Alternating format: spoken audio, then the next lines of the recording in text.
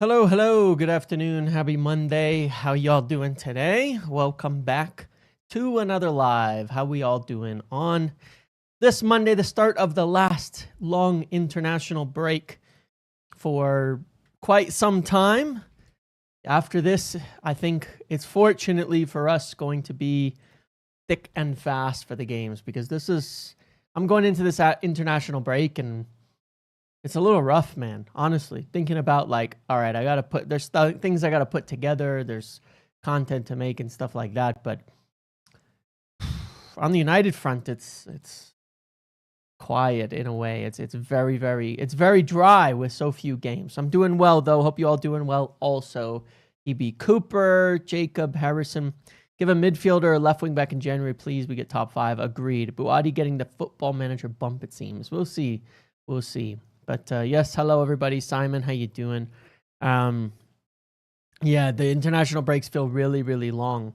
But it is the last one for a bit, you know, like, and the games get more and more intense coming soon. I mean, if we look at this, you've got the 24th when we come back. So it's even longer because we have to wait till Monday. We're playing a Monday game. So we don't even get the weekend when we come back. How you doing, Jason? Good to see you, my friend. We don't even get the Monday.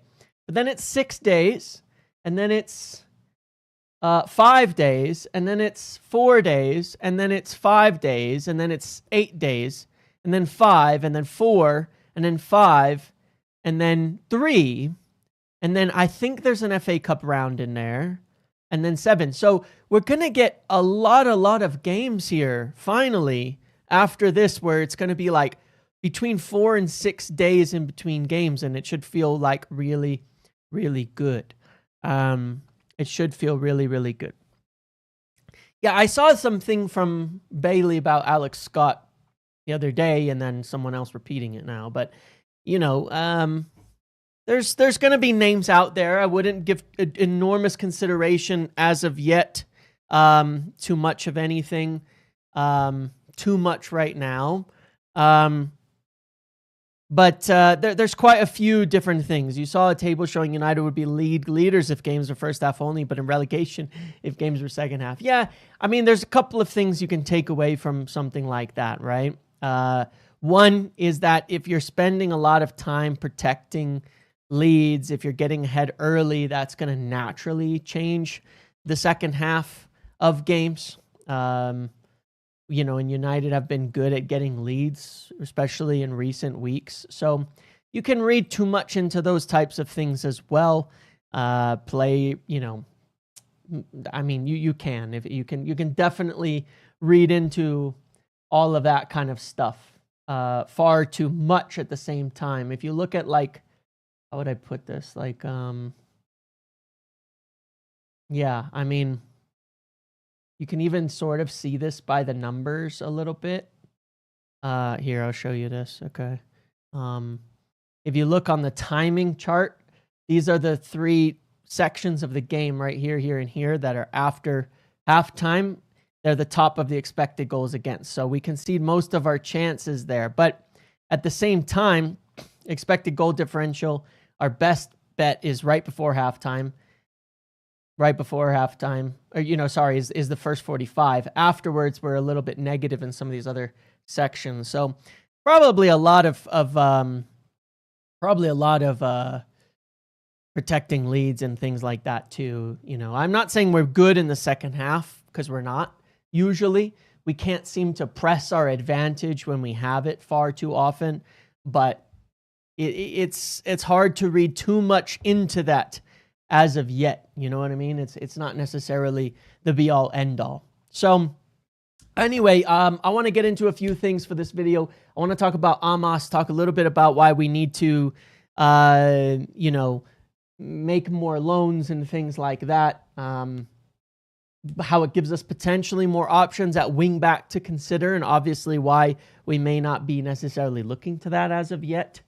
I want to talk about Šeško a little bit and some of the struggles that he's been having.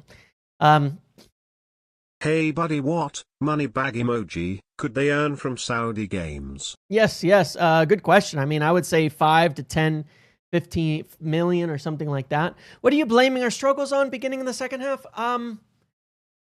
It seems just like mental focus, but at the same time, I think what happens is that it's hard to explain, isn't it? I don't have 100% of an example, but like certainly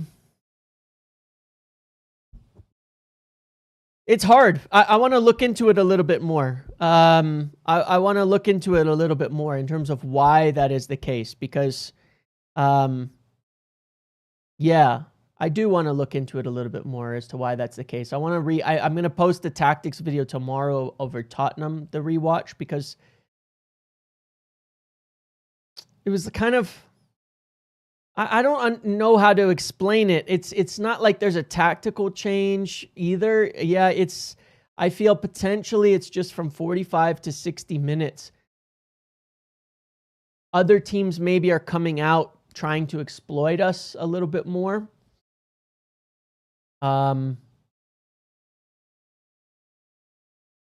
And we fade. And then when we change our team with subs, it gets worse. And that would kind of explain a lot of it. But at the same time, just bearing that in mind, just one sec here. If you look at at this number, our 76 plus is actually one of our best moments. We've created the most chances in the game. Second most of our expected goals comes in 76 plus. So what seems to happen, it's I don't even know if it's subs, is that we come out of the second half, teams beat us up a bit, and then we fix it up a little bit late on in games and we start to chase it. But I think that, in the start of second halves we've lacked control, and then teams will exploit some of the problems that we seem to have. Stuart, 10 gifted memberships to the community. As always, Stuart, thank you so much for the support. Thank you so much for helping out, and thank you for everything. Slow really progress is still progress, lads. Yes, slow progress is still progress. So it is indeed. And there's some numbers, and I want to talk about that as well. I want to talk about the progress that we've been making, because there's some interesting numbers on that too that are rather interesting in all of that. So yeah, but thank you again, Stuart. And to the 10 people who got the gifted memberships, there you go.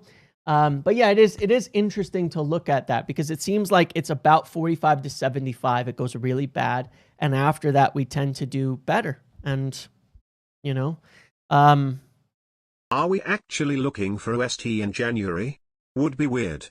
Not necessarily. And let's just talk about Zirkzee first. And then I want to talk about a few other things as well as the midfield.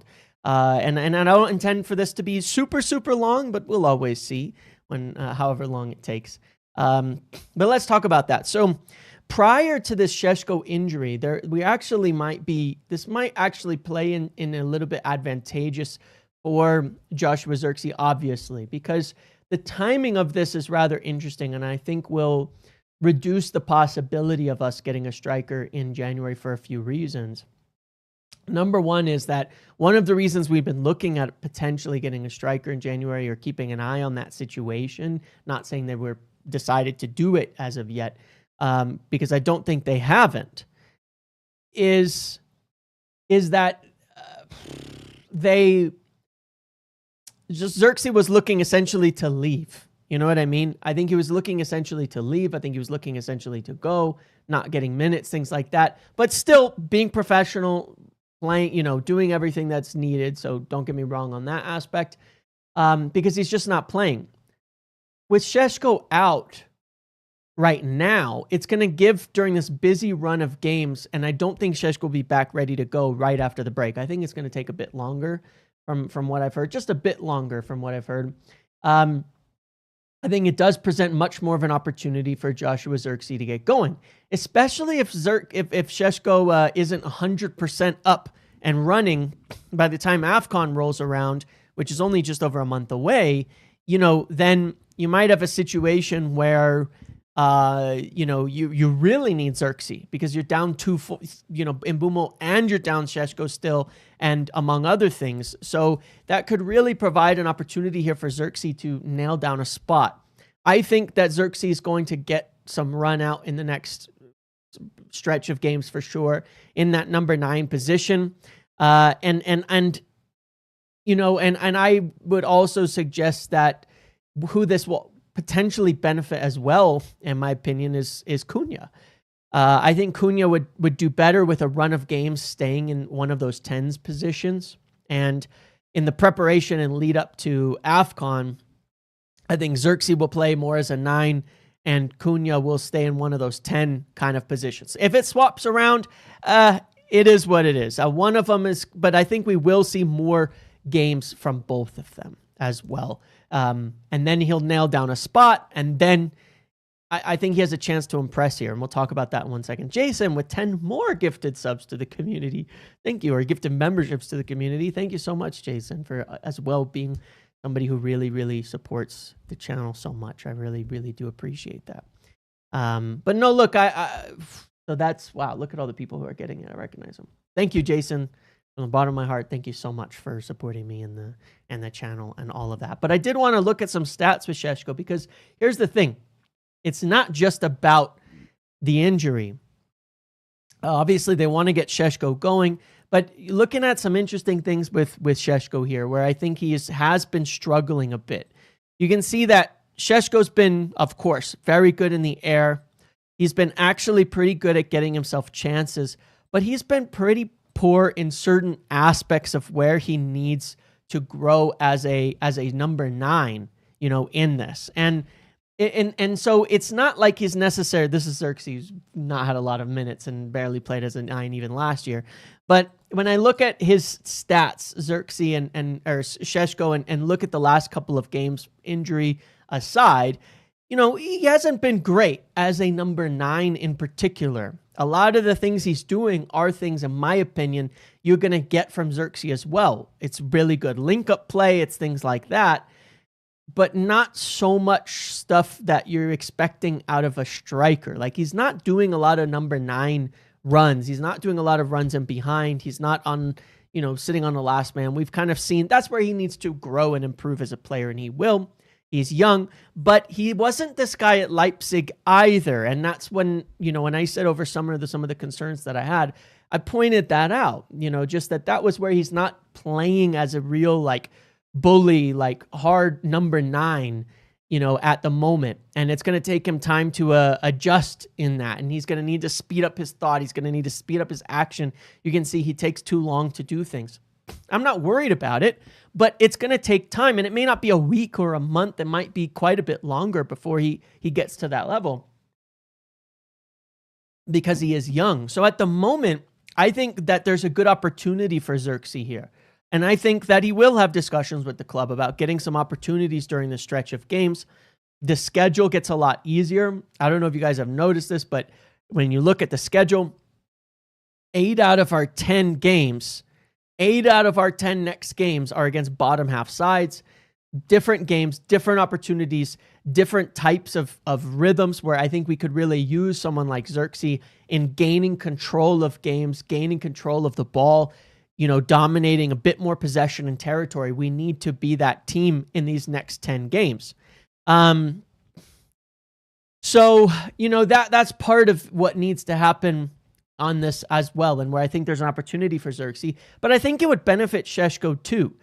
If Zirkzee can do well in this role and earn a spot, then it takes pressure off of Šeško moving forward when he comes back, and hopefully would keep Cunha in one of the number 10 positions, because I think Cunha is suffering a little bit from playing 9-10, 9-10, going back and forth so much that he's struggling to figure out the role that he's supposed to play exactly. And that's part of the difficulty that he's having going back and forth. So I think there's an opportunity here. And what I'd like to see from Zirkzee, because I really do like him, I think he's got potential as a player, and it would be sort of like a shame to me if Zirkzee were to leave, leave United without really getting going, because he's shown some really good qualities at certain points in time.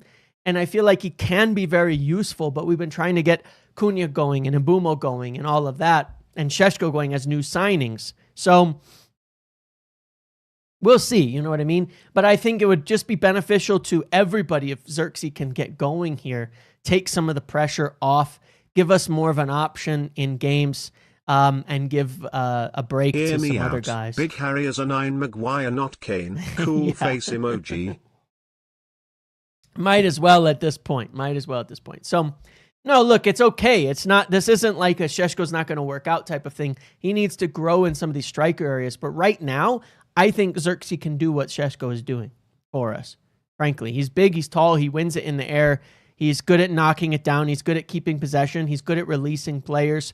He can get in Mbumo on the run, get the ball out to him. He did that quite a lot last year. I think it's going to be really good. And I think there's potential. So I hope Zirkzee gets a run during here. I think it'll be beneficial to everybody. I think it will. I think it has potential benefit for Šeško and for Cunha, and definitely during this AFCON run, we may need it. So that's one thing. And if that happens, then obviously we're not going to look at a striker, with Zirkzee sort of getting going and playing. So I hope that happens, because I just don't think we can get any sort of striker that makes sense, at this point in time. I just don't think we can right now. So there's that. In addition, then I wanted to talk about, so we'll see, man. I mean, we'll see. Okay. He doesn't win it air. No, he does win it in the air, not in the final third, but he does quite well in the middle thirds and from, in build up.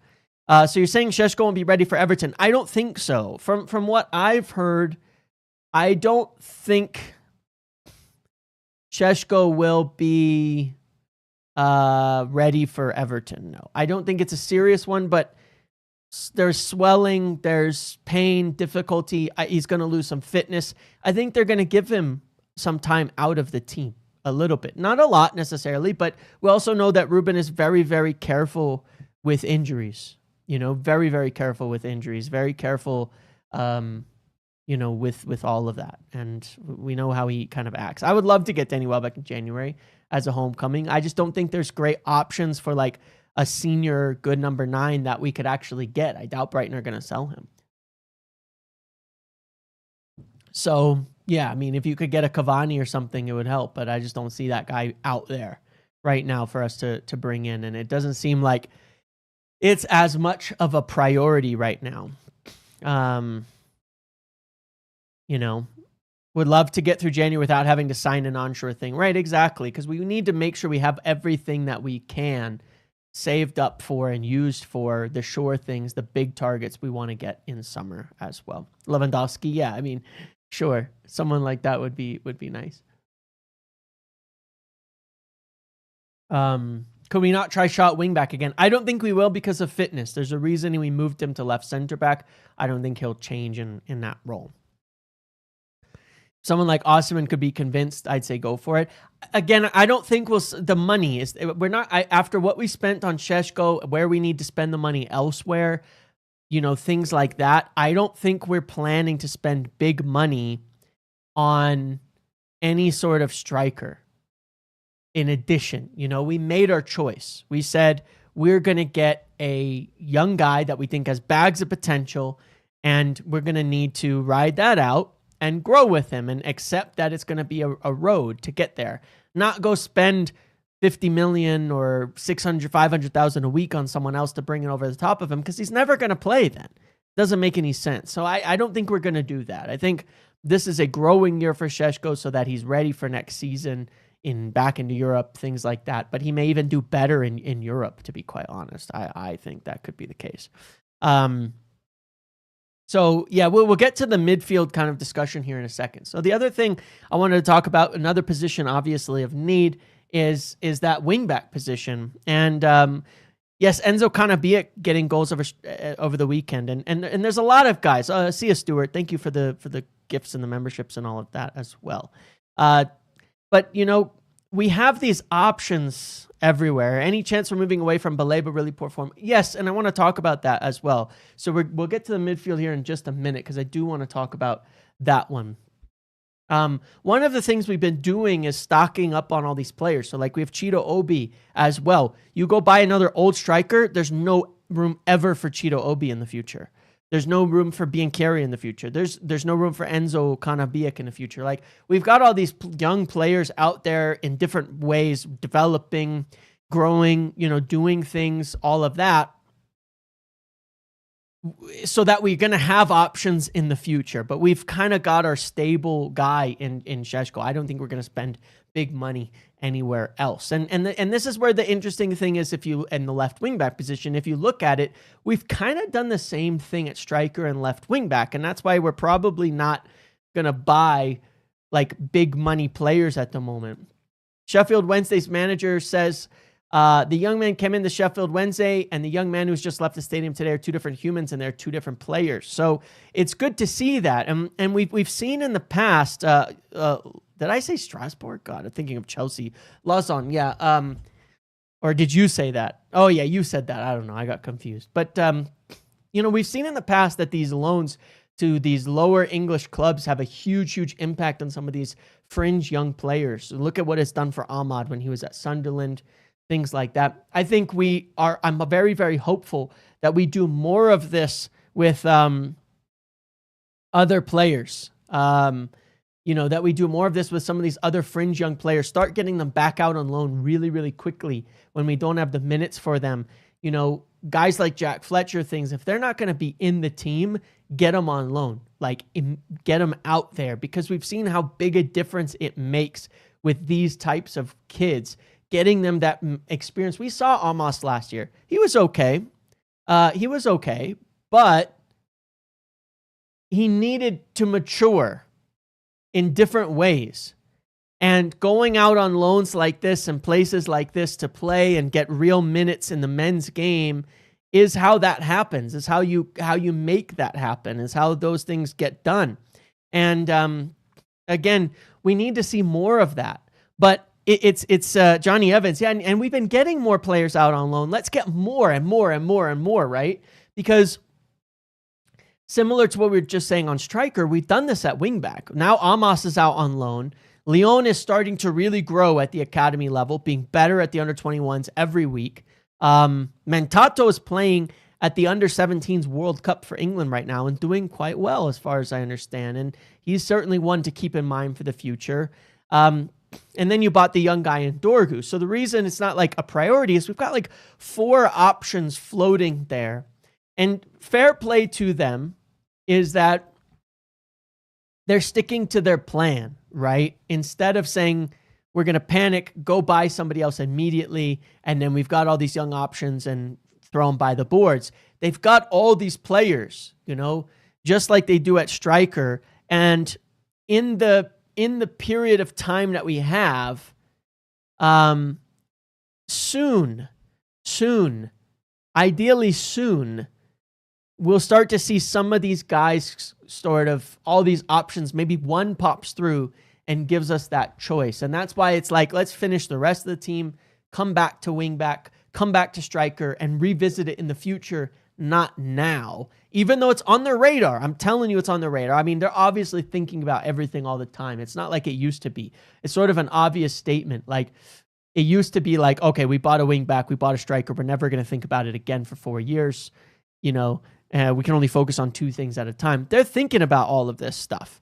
But you've got all these loans out there, that are working right now, that are building, that players are getting experience, that we could essentially bring them back into the side in the near future, and maybe they'll make that step like Ahmad did. Maybe they'll make that leap like Ahmad did. Maybe they'll come into there. And so some of the positions where we've bought young talent, you can see we got a lot of talent to bring into those roles that can develop for the future. So that's really good to see, because Amass, Leon, Dorgu, all young players in a variety of different situations.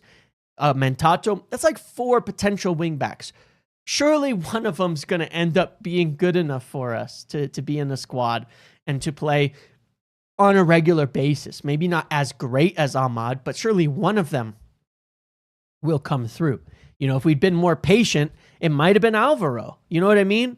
Like, that's how we kind of screwed it with Alvaro. It was like, all right, we need something I bet now. Vargas won MLS Young Player of the Year award and is a free agent in Jan. Would be a smart signing for DM. If it doesn't work out, sell for profit. Yeah, I mean, I'd be interested to see if they look into that market because they've not bought people from this side of the Atlantic in a long time. You know what I mean? Besides South America, like they haven't bought from the North America, Central America in a while. In fact, but yeah, good options. I'd like to see some creativity in that regard to bring someone like that in. But yeah, it's like this, like with Alvaro, we had a wing back. But we were so impatient, not we, but the club, Ten Hag, etc. We're so impatient. It was like, let's just go get somebody. So then they were like, well, we've got Malacia, we've got Shaw, we'll get this, we'll get that. We'll sell Alvaro because we don't need him right now. And then he turns into a great player. Well, if we'd been more patient, we could have brought him in. And so it feels as though we're doing that at striker, at wingback, saying we're going to be patient, we're going to fix the rest of it, and one of these guys is going to come through. One of these guys is going to make it. That are all out there. Yes, Jean Duran was playing for Chicago Fire before, yeah. So, hopefully that's what we do is keep that kind of flow and rhythm up and let some of these young guys develop and hopefully one of them comes right. Now, technically, we're doing some of that in the midfield as well, right? We've got Orozco, we've got who's coming in, who they're really, really excited about. I can tell you, really excited about. We don't want to get ahead of ourselves, but very, very excited about. Obviously, you've got Kone, who's finally coming back. Obviously, you've got, Fletcher, and we've got tons of youth. So you've got so many youth players there, but we've got to replace the ones who are going to leave. So that's fine. But that's why we probably won't buy 4 midfielders because we've got all these young guys and all these different players in there in these kinds of positions. But that's what they want. Have a lot of young players out there. So when they buy young, they've got 4 or 5 other options that can kind of come through later on. Let's talk about the midfield a little bit because I was looking at some interesting numbers here. Hold on, let me find what I was looking for. Now, just on the Šeško thing, or the Zirkzee thing, Fabrizio did say this. Manchester United will hold talks with Zirkzee and his agents once they know more about Benjamin Šeško's injury. And I think the point there, some people saying that that's not true for some reason, but the point there is that is if you if you look at it, he's been considering his future, where it stands.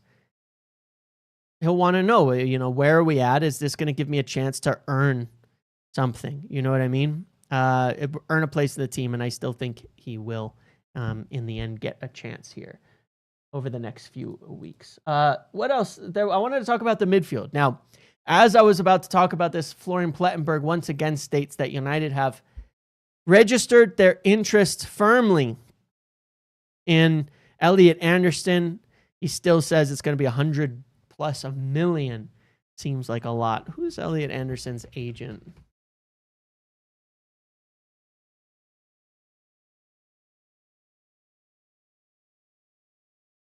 Oh, of course. Yeah, it would be, wouldn't it? Seller Group, huh? Okay, fair enough. It is what it is.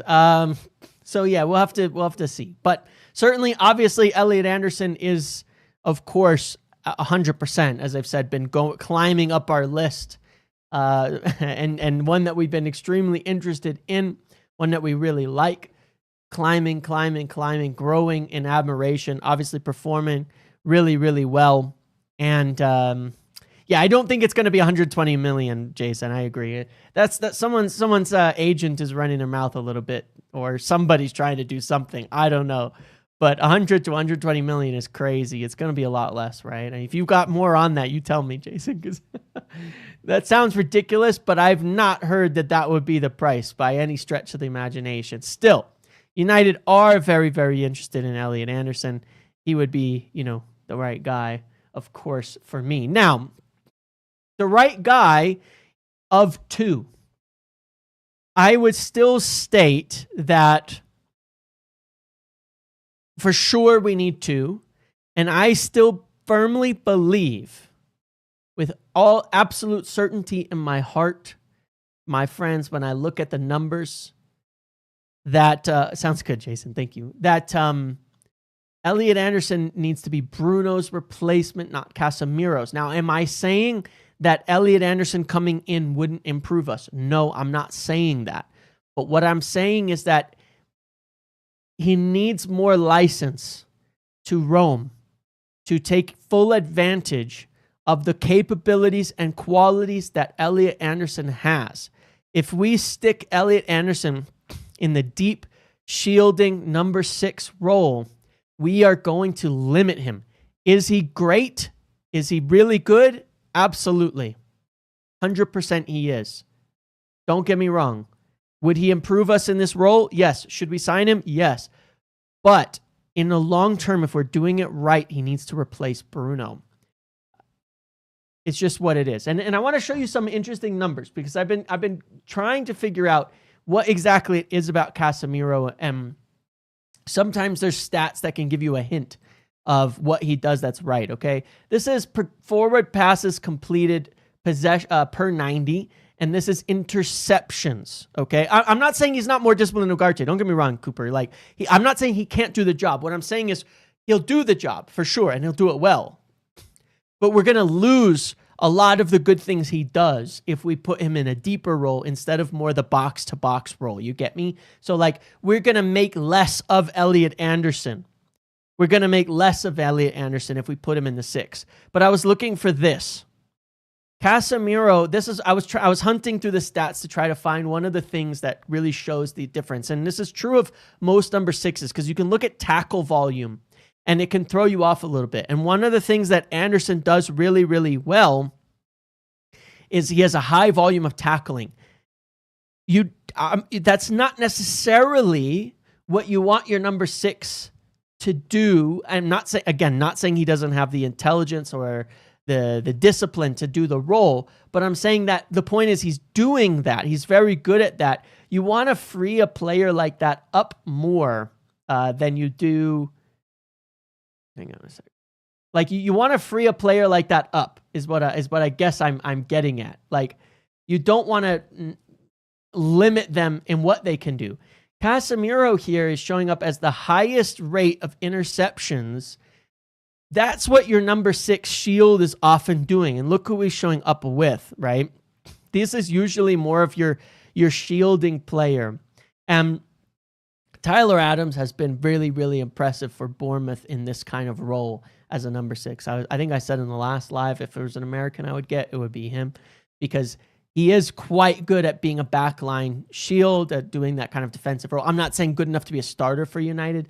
But if we were looking at a cheaper, like rotational option, potentially, man, I would look to Tyler Adams. I think he could do it.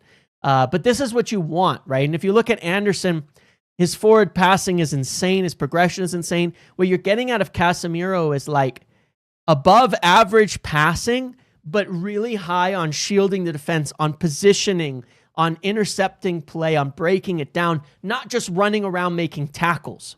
You know, not denigrating that job but that's the problem Ugarte has. He wants to run around. It's defending players and it's defending spaces. Casemiro defends spaces really, really well. Ugarte defends players. So he's always running to try to make a tackle where Casemiro is defending the space, cutting off the passing lane, doing these types of things. That's why he intercepts the ball so much from that position. That's what he does really, really well. So, you know, if I was trying to find the stat that I wanted here. Where's the defending stat?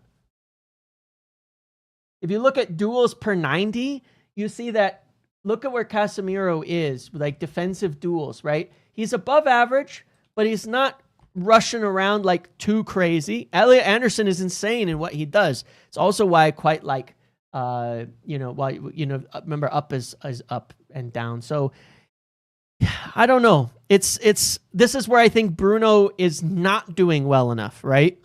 Because if you take Bruno, he is not combative enough out of possession for the number 8. And it's kind of flipped. You take someone like interceptions and tackles. You know what? I was looking for, probably hit the wrong one. Hang on, let me find it. I'm just trying to find something specific. Interceptions, possession adjusted. Where the hell is tackles? Why don't I see tackles? I see sliding tackles. Why don't I see tackles? Man.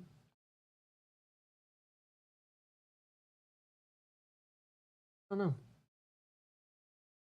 Interceptions and defensive duels. So you can see that, again, it's like this is a good range for that sitting 6. These are other kind of 6s.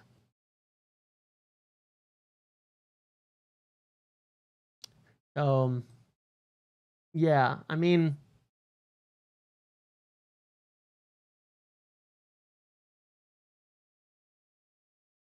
sessions 1 lost. You can see that Casemiro shows up quite well here in terms of winning and losing possessions. But,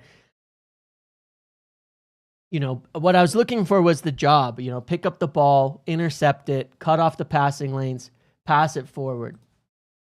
And in that respect, Casemiro's doing great. I would really like to see this from... I think Anderson is really good, but I do think that he needs... If we take him out of that 6, if we put him in the 6 role, he's going to succeed, but not as well as he could in that 8 role. We need that 6, again, like a Caicedo or an Adams or somebody who's going to be very good at defending the spaces. You go over to League One, look at who shows up the best on this, by the way, is Fabian Ruiz. And I think that demonstrates it really, really well. When you look at it, like, he's blowing everybody away in how Fabian Ruiz plays and how he supports. I don't know why Neves doesn't show up here, but in how Fabian Ruiz supports that midfield. He's so important to that midfield for them. Unless I'm reading this wrong or not understanding this, I think that when I looked at League, I noticed how far apart Ruiz was compared to everybody else by the same measure. And I was like, oh yeah, that's the profile. That's the profile. You've got your combative guys like João Neves, who goes around, makes tons of tackles, runs all over the place, Vitinha, etc. But Ruiz is the guy blocking the passing lanes and springing the passes forward.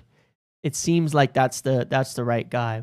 So I think that's really what we're looking for. So I go back and forth because it's like, it's obviously 100%,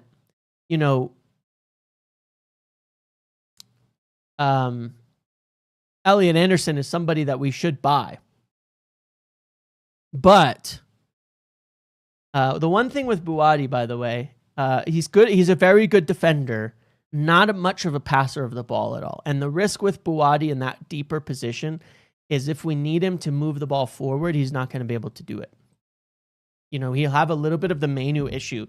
Even though he's better defensively, he'll have a bit of the Manu issue, which is that he could pick up the ball, win it, good defending, but he's not going to pass it forward well. He wants to carry it forward. I'm not sure. That part of it is like,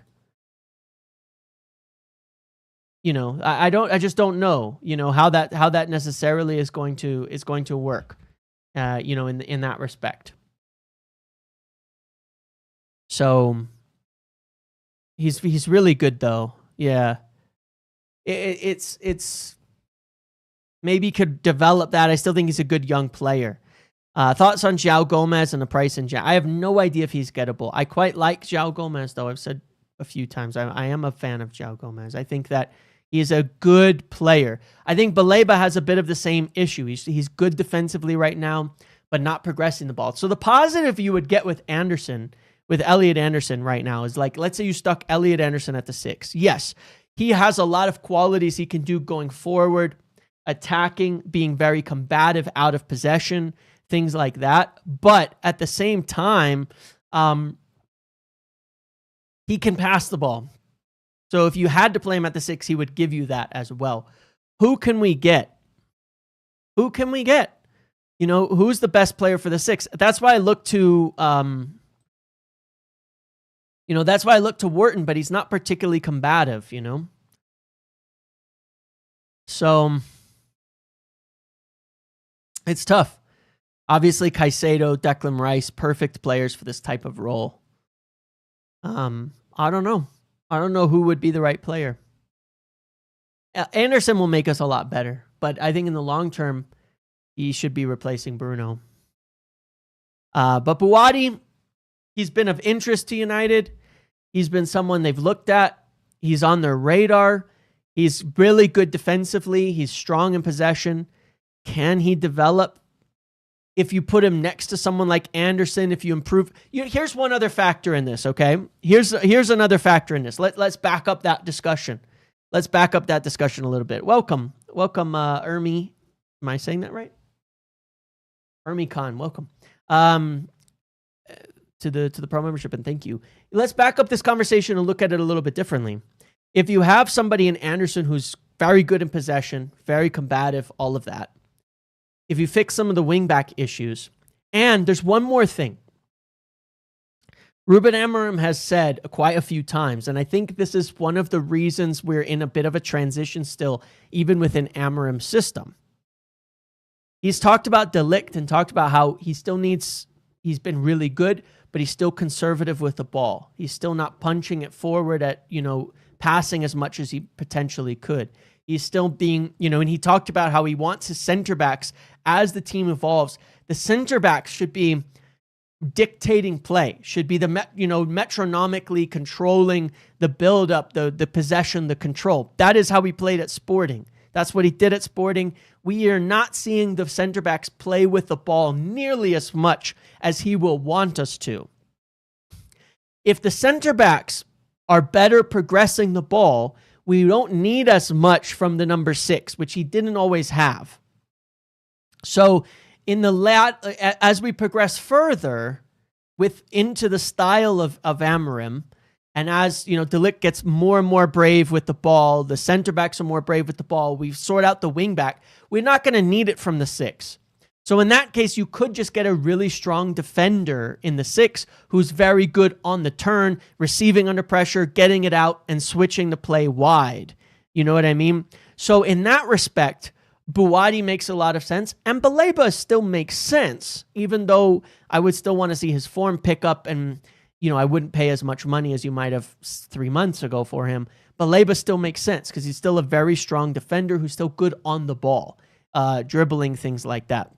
So more of an anchor, more strong defender who can pick it up, turn out of pressure, and things like that.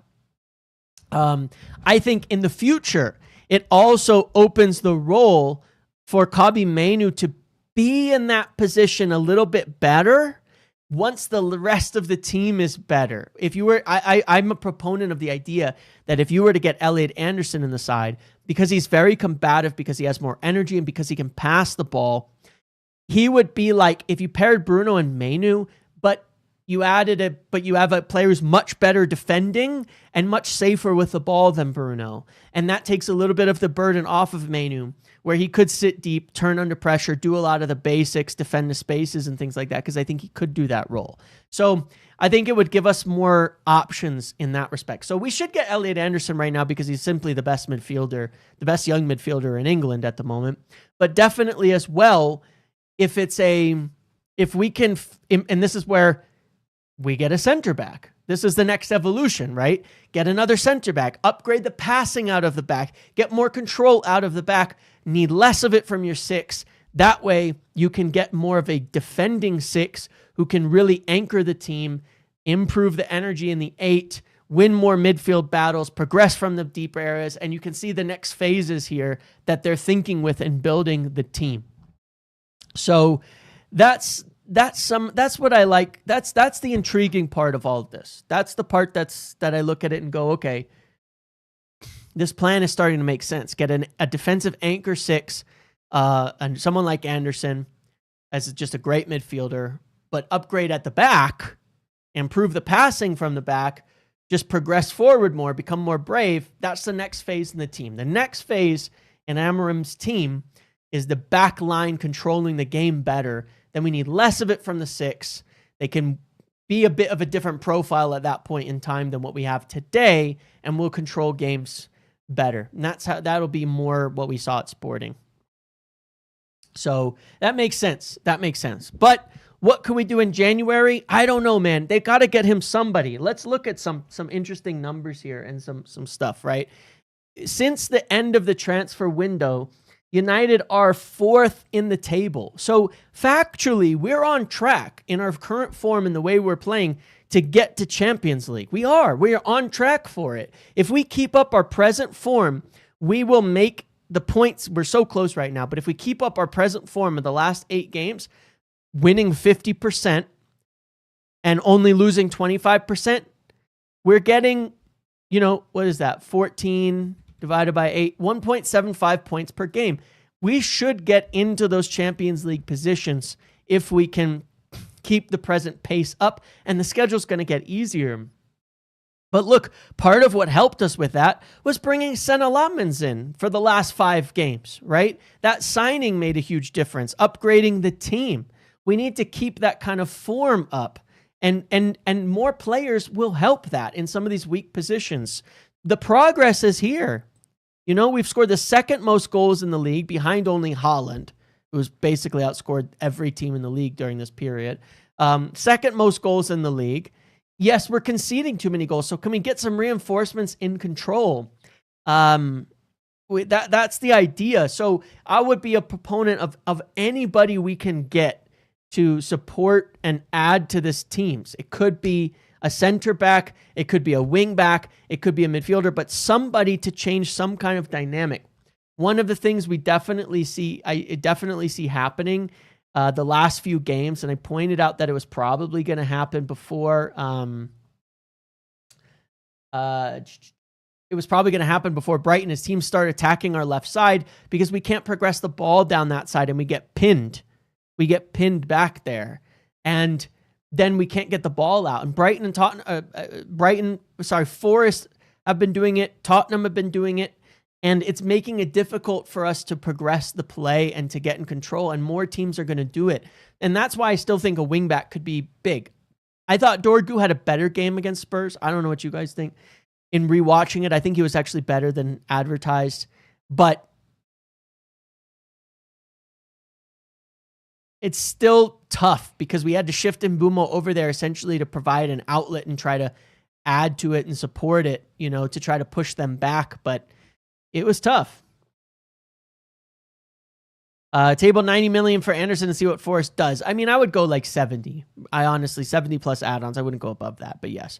But yeah, look, it's like there's quite a few things we could do. If we could play better out of the back sometimes, like we have 2 options here in terms of reinforcement. Somebody who helps us control the game. That would be a wing back or a midfielder.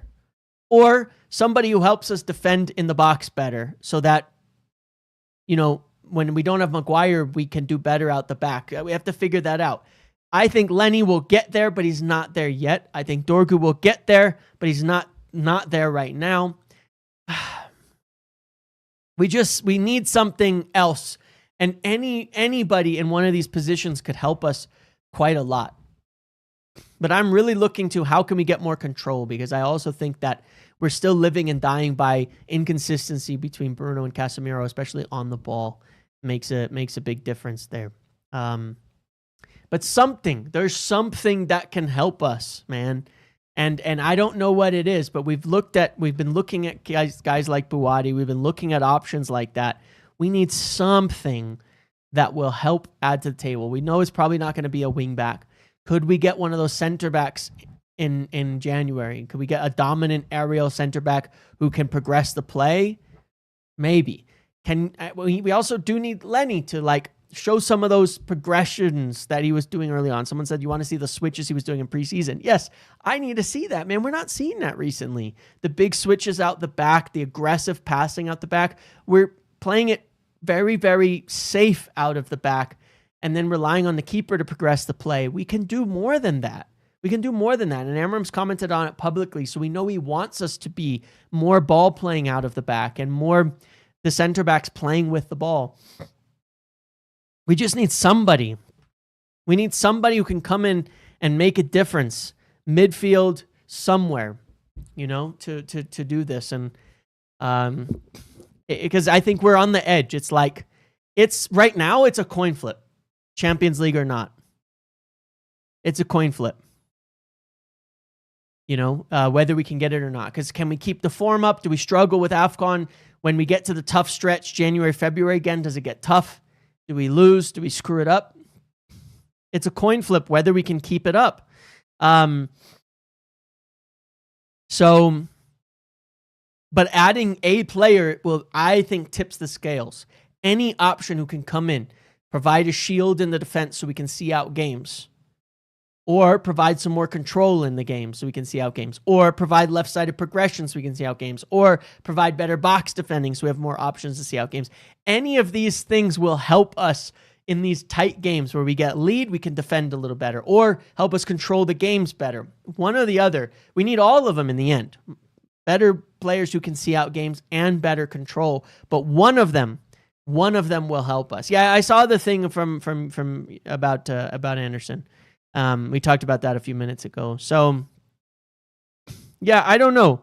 I don't know what we're gonna do yet, but something would help. And we talked about center back names recently. You know, I'd still look to Gahey. Can you get him now in January? Last chance for Palace to sell. Could we get him? Could we pull something off there? Can you get one of these midfielders? Can you throw the money down on the table and do it? You know, is there someone like that we can pull from there? Can we just push it forward? Yeah, it would be very, very intriguing. If we look here, this is just another sort of chart on midfielders. You can see this is like defensive actions per 90. This is under 23s. This is dual rating. So, you know, Buati, a very, very strong defender. Elliot Anderson, a very, very good defender as well. Chima, Madrid have a buyback. I know some people have asked to look into that. That's an issue. So something, you know what I mean? Just like something would really, really help us in here. So I'm begging, and obviously I'll look into it and look into it more and dig into it as much as I can as we get closer in. And during this week, I'm going to make a few videos, PowerPoints, they're coming back to summarize some of what we're talking about. What is the long-term plan now in terms of the market, the next priorities, the main names that we have on those lists as of today for those market priorities, and can any of them be brought forward to January? So I'll be looking into it, and hopefully I can have something to offer you guys during this international break on that front that will help. But that's where I'm at after all of this. So like to see some things, good progress on some of the loans that are out there. We have a lot of options for wingback and striker floating out there, so it's probable we're not going to be buying in that position right now. I think there's a big opportunity here for Zirkzee. I do think he's going to play. I do think he's going to get some time, and I do think that if he can nail down a spot, it would help us a lot. The midfielder, Anderson, I believe, is our top target in general and has been now for like the last few weeks, but it's growing in that respect, and we still want two. And the center back, I think, ties into that as well. Can we push one of these forward? We were definitely interested in Gahey before, so maybe. But it would be hard to get him. Then again, we're above Liverpool in the table. You never know, okay? So we'll see. Yeah, I don't know about this Lissandro thing, guys. I think it's very presumptuous to assume he's going to come back and be able to have the kind of impact people are hoping, especially athletically. If we want to play a forward line, we want him to be aggressive. Look at Shaw. Shaw's been really good, but look at how aggressive he has to be. Look at how much ground he's having to cover. We need like Shaw with Lissandro's passing right now, you know, which would have been maybe Braithwaite before, but too many injuries and things. It's tough. It's tough. Okay. I think I'm going to end it here. Been almost an hour, longer than I thought I would go on this one, but tomorrow... What have I got tomorrow? I was going to do tomorrow, tactics video in the morning. Make sure to check it out. Make sure to check out the podcast with Phil earlier. We discussed quite a few things.